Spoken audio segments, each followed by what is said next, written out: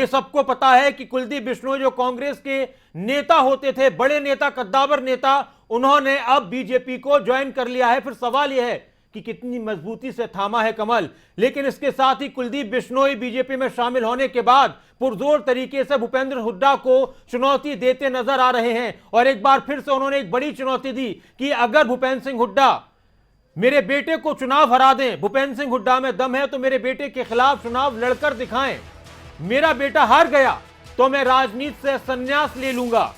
अब यह दावा किया है कुलदीप बिश्नोई ने, अगर मेरा बेटा चुनाव हार गया, अपने खिलाफ ही नहीं अपने बेटे के खिलाफ बोल रहे हैं, चुनौती दे रहे हैं कि अगर मेरा बेटा चुनाव हार गया तो मैं राजनीति से संन्यास ले लूंगा। कुलदीप बिश्नोई का बड़ा बयान, बड़ा दावा। हालांकि इससे पहले उनका इस तरह का दावा पहले भी आया था, जब उन्होंने दुष्यंत चौटाला को लेकर इस तरह का दावा किया था। लेकिन अब फिर से उन्होंने हुड्डा को चुनौती दी। क्या कुछ कह रहे थे कुलदीप बिश्नोई, सुनते हैं।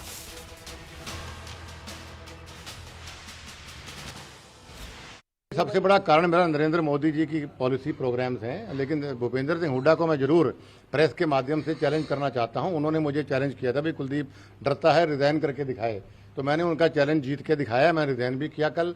और अब मैं प्रेस के माध्यम से भूपेंद्र सिंह हुड्डा को चैलेंज करता हूं। वो कहते हैं मैंने हरियाणा में अपने 10 साल में विकास किया था, तो अगर दम है तो आदमपुर हल्के मेरे बेटे के खिलाफ चुनाव लड़के दिखा दे। अगर मेरा बेटा हार गया तो मैं राजनीति से संन्यास ले लूंगा, और अगर वो हार गए तो वो जरूर हरियाणा का पेंडा छोड़ दें। हमको जो सबसे बड़ा और एक और अहम खबर, दिल्ली में कुलदीप बिश्नोई ने बीजेपी ज्वाइन की, बीजेपी में शामिल हुए। कमल के फूल के साथ अब उनका राजनीतिक करियर आगे बढ़ेगा।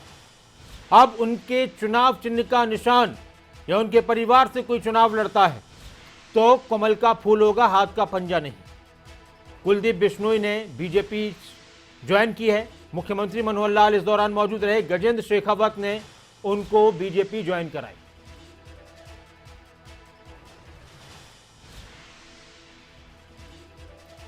और इससे पहले हम बात कर रहे थे, एक तो सवाल यह है कि कितनी मजबूती से उन्होंने कमल का फूल थामा है, कमल को थामा है, कितनी मजबूती के साथ इस रिश्ते को निभाएंगे। साथ ही भूपेंद्र सिंह हुड्डा को जो चुनौती दी है कि राजनीति से संन्यास ले लूंगा अगर मेरे बेटे को भी चुनाव हरा दिया।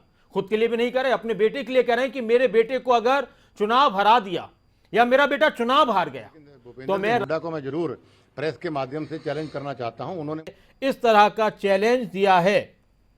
इससे पहले वो कह रहे थे कि चुनाव लड़कर दिखाएं। अब उनके चैलेंज में, उनकी चुनौती में एक और शब्द इस्तेमाल कि अगर मेरे बेटे को हरा दिया तो मैं राजनीति से, सियासत से संन्यास ले लूंगा। हमारे साथ कांग्रेस के प्रवक्ता केवल ढींगरा जी जुड़ चुके हैं। कांग्रेस के प्रवक्ता केवल ढींगरा जी, नमस्कार, स्वागत है आपका। कैसे हैं आप? ढींगरा जी, आवाज सुन रहे हैं आप मेरी? सुन पा रहा हूं, आप मेरी आवाज सुन पा रहे हैं? जी जी, आ रही है आपकी आवाज। और ढींगरा साहब, कुलदीप बिश्नोई तो जाने वाले थे, ये तो सबको पता था, लेकिन अब बहुत गंभीरता के साथ, मजबूती के साथ चुनौती दे रहे हैं कि हुड्डा साहब अगर मेरे बेटे को भी चुनाव हरा दें तो मैं राजनीति से संन्यास ले लूंगा। जी देखो, ये तो आदमपुर की जनता बताएगी कि अब किसको जिताना है, किसको नहीं जिताना। लेकिन मैं एक चीज कह रहा हूं कि जो आदमपुर की जनता पे तो उन्होंने विश्वास नहीं किया, क्योंकि वहां पे तो उन्होंने कांग्रेस को वोट दी थी, इन्होंने उनके साथ, उस आदमपुर की जनता के साथ धोखा दे दिया। वोट तो उसी आदमपुर की जनता ने देनी है जिसके साथ धोखा दिया। अब ये कह रहे हैं कि हुड्डा साहब करें। हुड्डा साहब का तो रोल कहाँ आएगा? रोल तो आदमपुर की जनता का आएगा, वोट उन्होंने देनी है। और मैं दूसरा बता रहा हूँ, अब जो ये कहते थे कि बीजेपी ने, कभी बीजेपी में शामिल मत होना, बीजेपी ने हमारी पीठ में छुरा घोंपा है। कभी भी कोई भी, मैं सबको सुनता हूँ, कोई भी बीजेपी में मत शामिल होना, धोखेबाज पार्टी है। एक मिनट, आप बने रहे हमारे साथ। हमारे साथ प्रवीण अत्रे साहब जुड़ चुके हैं, बीजेपी के प्रवक्ता। अत्रे साहब, स्वागत है आपका खबर अभी तक पर। धन्यवाद नासिर भाई। जी अत्रे साहब, कुलदीप बिश्नोई आ गए, आपके कुंभ में एक और बड़े नेता का नाम जुड़ चुका है, लेकिन केवल ढींगरा जी को भी आप सुन रहे होंगे, वो कह रहे हैं कि उन्होंने उनको धोखा दिया और बीजेपी धोखेबाज पार्टी है। देखिए, ऐसा है, मैं सुन रहा था ढींगरा जी को। ढींगरा जी ये कह रहे थे कि कुलदीप बिश्नोई को आदमपुर की जनता ने कांग्रेस के चिन्ह पे जितवाया था। बिल्कुल ठीक बात है। हुड्डा साहब ने कुलदीप जी को कहा कि कुलदीप जी अगर ऐसा है तो आप पहले इस्तीफा दे दीजिए। कुलदीप जी ने विधायक पद से इस्तीफा दे दिया। अब कुलदीप जी ये कह रहे हैं कि हुड्डा साहब मेरे मुकाबले में आके चुनाव लड़ लें। हुड्डा साहब नहीं लड़ना चाहते, कुलदीप जी के पुत्र के मुकाबले में अपने पुत्र को लड़वा दें। कहीं ना कहीं हुड्डा साहब को इस बात को मान लेना चाहिए। ढींगरा जी कह रहे हैं कि निर्णय जो है आदमपुर की जनता करेगी, बिल्कुल करेगी। आप चुनाव तो लड़िए, देखिए फिर आदमपुर की जनता क्या निर्णय करती है। लेकिन चुनाव ये जो लड़े, उनका आप इधर उधर की बातें करेंगे, आप आदमपुर की जनता के अच्छा, निर्णय को अत्रे साहब, accept इस कीजिए। तरह के जो बयान होते हैं राजनीति में कि मैं राजनीति छोड़ दूंगा अगर मेरे बेटे को ही हरा दिया, तो ये सिर्फ जनता को लुभाने के लिए होते हैं या कोई दम भी होता है इन बातों में? देखिए ऐसा है कि मैं जहां तक कुलदीप जी ने जो बात कही है कि मैं राजनीति छोड़ दूंगा, तो हमें ये मान के चलना चाहिए कि 2 बार का लोकसभा सदस्य, 4 बार का विधायक अगर सार्वजनिक मंच पे कोई बात कहता है तो हमें उसका कहीं ना कहीं सम्मान करना चाहिए। कल क्या होगा ये तो मैं आज नहीं बता सकता, लेकिन हुड्डा साहब को, लेकिन इसी तरह का चैलेंज उनका को एक बयान स्वीकार करना काफी चाहिए। चर्चाओं में दुष्यंत चौटाला को लेकर भी रहा था कि अगर वो चुनाव जीत गए तो राजनीति छोड़ दूंगा।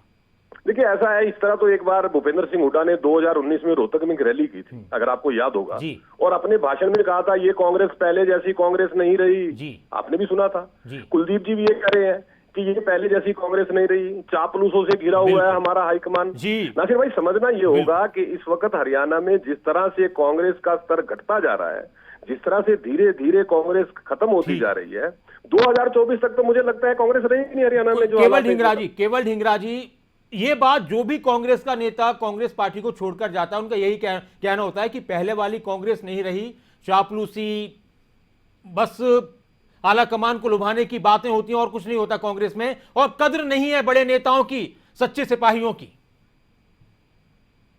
केवल ढींगरा जी आवाज सुन रहे हैं आप?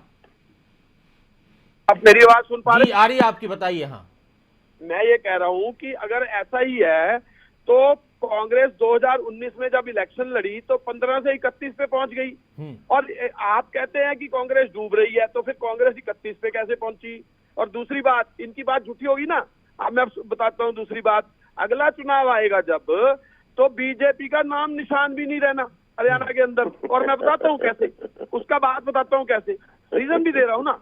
जो हमारे आज सिस्टम है, जो खट्टर साहब ने 2,60,000 करोड़ का कर्ज प्रदेश के ऊपर हर बच्चे पे चढ़ा दिया, जो आज हालात कर दिए इन्होंने, महंगाई कैसे पहुंचा दी। चलिए ये मुद्दा तो इन मुद्दों को केवल ढींगरा जी चुनाव में उठाना नहीं, बिल्कुल इस पर हम और विस्तार से चर्चा करेंगे। आज हमारे पास वक्त भी है, हम रात को इस पर बात करेंगे 8 बजे। लेकिन मेरा आपसे सवाल यह है कि अगर कांग्रेस आदमपुर से चुनाव हारती है, चुनाव होना है सबको मालूम है, तो वो हार कांग्रेस की होगी या भूपेंद्र सिंह हुड्डा की होगी? कुलदीप बिश्नोई सीधे सीधे भूपेंद्र सिंह हुड्डा पर सवाल उठा रहे हैं। अगर तो आपने मुझे टाइम देके मेरी पूरी बात सुननी है तो समझ भी आएगी। थोड़ी देर में ढींगरा जी ये कहने वाले हैं नासिर भाई कि आप मेरी बात नहीं सुनते, आप कांग्रेस को सुनना नहीं चाहते। वो आप बोलिए ढींगरा जी जल्दी से। हाँ देखिए ऐसा है, ये जो रसाकशी की बात पूछोगे इनसे, पूर्व की बताएंगे, पश्चिम की, ये तो जनता आदमपुर की तय करेगी ना कि हुड्डा साहब तय करेंगे या कुलदीप। अभी तो ये कह रहे थे कि भव्य बिश्नोई को टिकट हरा के दिखाएं। हाँ। भव्य बिश्नोई को कांग्रेस बीजेपी टिकट देगी परिवारवाद में? पहले तो ये पूछे इनसे।